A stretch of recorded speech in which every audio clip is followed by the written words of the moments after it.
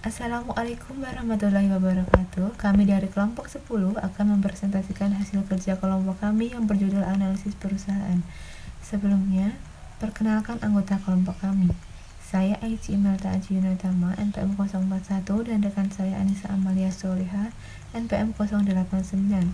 Pada slide pertama, saya akan menjelaskan tentang tahapan analisis perusahaan. Tahapan analisis perusahaan dalam analisis fundamental bertujuan untuk mengetahui industri yang berprospek dan yang paling menguntungkan. Prospek industri atau perusahaan yang paling menguntungkan dapat dilihat dari laporan keuangan seperti harga saham yang di bawah nominalnya dan diperkirakan akan meningkat jika dimiliki, atau perusahaan yang harga pasar sahamnya lebih tinggi dari nominalnya, sehingga akan menguntungkan jika dijual. Untuk mengetahui apakah suatu saham dari perusahaan tersebut layak dijadikan investasi, maka dilakukan analisis pada perusahaan tersebut. Dari analisis tersebut, investor dapat mengetahui karakteristik internal, kualitas dan kinerja, serta prospek perusahaan di masa yang akan datang. Dalam analisis perusahaan, komponen utama yang menjadi kerangka pikiran sama dengan analisis industri adalah earning per share dan price earning ratio. 3 alasan utama menggunakan analisis tersebut, yaitu yang pertama digunakan untuk menganalisis nilai intrinsik saham. Yang kedua, menghitung dividen dengan dasar earning, dan yang ketiga, hubungan antara perubahan earning dan perubahan harga saham. Earning per share dan analisis rasio terdapat dalam laporan keuangan perusahaan.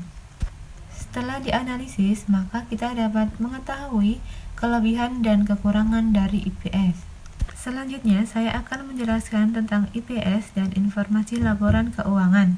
Melalui laporan keuangan, seorang investor akan mengetahui seberapa besar pertumbuhan earning dari perusahaan tersebut dan jumlah saham pada perusahaan tersebut.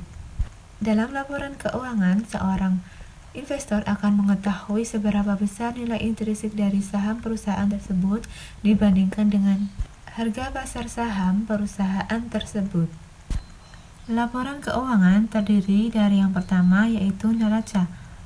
Neraca merupakan laporan keuangan yang menggambarkan kondisi finansial perusahaan tersebut pada waktu tertentu, yang memberikan informasi mengenai total aset, hutang, dan modal perusahaan tersebut. Yang kedua adalah laporan laba rugi. Laporan laba rugi menunjukkan penghasilan dan biaya atau beban dari perusahaan tersebut pada periode tertentu. Yang ketiga adalah laporan laba ditahan. Laporan laba ditahan memberikan informasi perubahan laba ditahan yang menjadikan perubahan modal perusahaan. Yang keempat ada aliran kas. Aliran kas merupakan laporan yang memuat kas masuk dan kas keluar dari 3 sumber kegiatan utama, yaitu yang pertama operasional perusahaan, dan yang kedua investasi, yang ketiga adalah aktivitas finansial. Selanjutnya, saya akan menjelaskan tentang kelemahan pelaporan earning dalam laporan keuangan. Secara umum, laporan keuangan digunakan oleh investor untuk mengetahui atau memprediksi perusahaan di masa mendatang. Namun, akan muncul permasalahan jika dalam pembuatan laporan keuangan tersebut terdapat konflik kepentingan antara pemegang saham atau investor dengan manajemen sebagai penyaji laporan keuangan. Dalam praktiknya, seorang manajemen perusahaan menginginkan laporan keuangan yang indah, mungkin dengan trik atau perlakuan khusus untuk keperluan prestasi.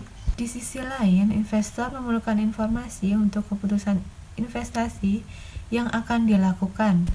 Konflik kepentingan ini akan berdampak kurang baik pada perusahaan apabila tidak dilakukan dengan kebijakan. Banyak kasus yang telah muncul, diantaranya kasus perusahaan Enron, WorldCom di Amerika, dan Bank Suma di Indonesia. Sebagai penyusun laporan keuangan, seorang akuntan harus berada di posisi yang tepat dan tidak berpihak kepada siapapun. Untuk mengantisipasinya, maka seorang akuntan harus mengikuti prinsip-prinsip akuntansi yang berlaku umum dan kode etik yang telah ditetapkan di IAI atau Ikatan Akuntansi Indonesia. Presentasi selanjutnya akan dilanjutkan oleh rekan saya, Saudari Anissa Amalia Solihah. Saya, Anissa Amalia Solihah, NPM 089, akan melanjutkan presentasi dari Saudari Aici Imelda. Pada slide ini terdapat analisis rasio profitabilitas perusahaan. Untuk melakukan analisis perusahaan, di samping bisa dengan melihat laporan keuangan, analisis perusahaan juga dapat dilakukan dengan menggunakan analisis rasio keuangan. Indikator yang sangat penting untuk melihat prospek perusahaan pada masa datang, yaitu pertumbuhan profitabilitas perusahaan.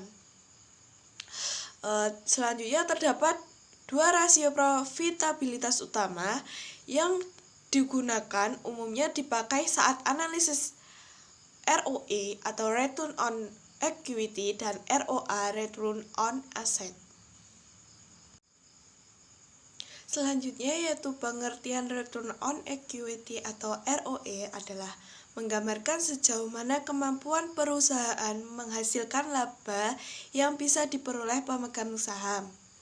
Kemudian pengertian Return on Asset atau ROA adalah menggambarkan sejauh mana kemampuan aset-aset yang dimiliki perusahaan bisa menghasilkan laba. Untuk rumusnya ROE yaitu ROE sama dengan laba bersih setelah bunga dan pajak dibagi jumlah modal sendiri. Sedangkan rumus ROA yaitu ROA sama dengan EBIT dibagi jumlah aset. Berikutnya terdapat contoh perhitungan ROE dan ROA. Contohnya yaitu pada data laba bersih, EBIT, ekuitas, dan total aset PT Semen Gresik pada akhir tahun 2006 dan 2007 seperti disajikan pada tabel berikut. Berapa ROE dan ROA perusahaan tersebut untuk tahun 2006 dan 2007? ROE dan ROA PT Semen Gresik untuk tahun 2006 dan 2007 adalah untuk rumusnya ROE sama dengan laba bersih setelah bunga dan pajak dibagi dengan jumlah modal sendiri. Perhitungannya, ROE 2006 sama dengan 1.295,52 dibagi dengan 5.499,61 sama dengan 0,2356. Untuk ROE 2007, 1.775,41 dibagi dengan 6.627,26 sama dengan 0,2679. Dan untuk rumus ROA sama dengan EBIT dibagi jumlah aset. Perhitungannya ROA 2006 sama dengan 1.779,38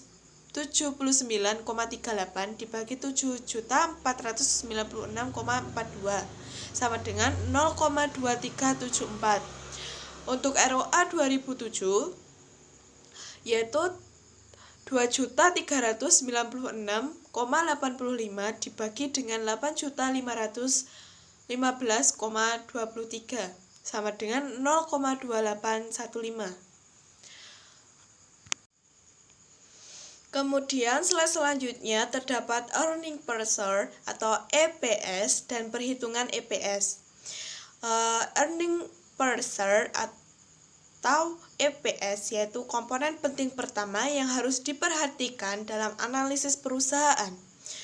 Informasi EPS suatu perusahaan menunjukkan besarnya laba bersih perusahaan yang siap dibagikan bagi semua pemegang saham perusahaan.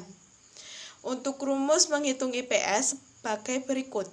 EPS sama dengan laba bersih setelah bunga dan pajak dibagi dengan jumlah saham beredar.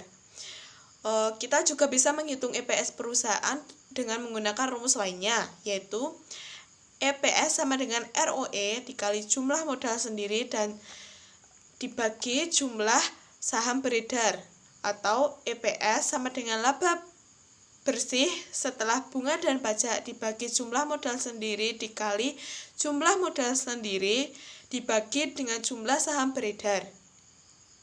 Untuk contohnya, yaitu berdasarkan data PT Semen Gresik tahun 2006 dan 2007 sebelumnya, jika jumlah saham yang beredar di tahun 2006 dan 2007 sama sebanyak 5,93 miliar, maka EPS dapat dihitung dengan rumus EPS sama dengan laba bersih setelah bunga dan pajak dibagi jumlah saham beredar.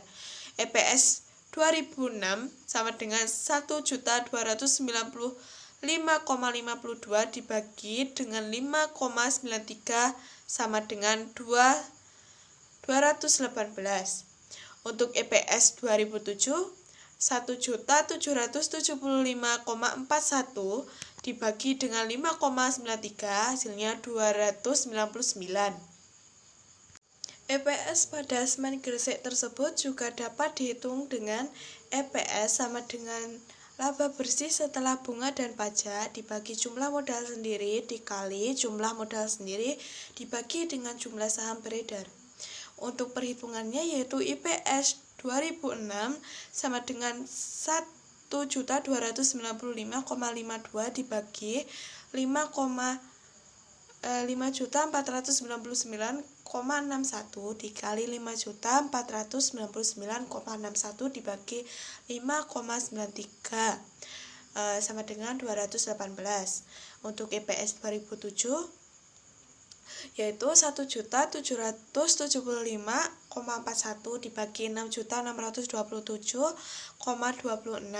dikali 6.627,26 dibagi 5,93 sama dengan 299. Kemudian terdapat komponen penting kedua setelah EPS yang harus diperhatikan dalam analisis perusahaan adalah Price Earning Ratio atau PER.